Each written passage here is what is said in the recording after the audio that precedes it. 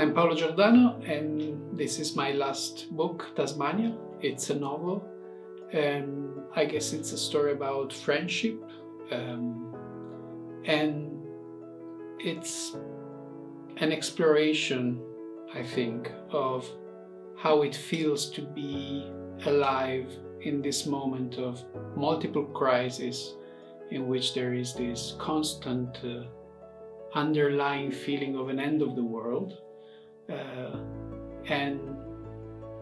the main character tries to understand if it really makes sense to think of it as an end of the world, or as just something that is within ourselves and that we project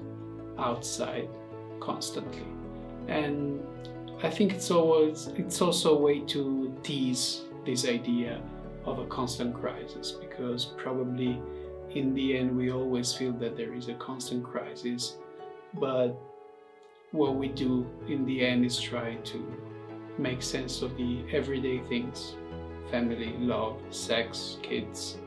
all these things.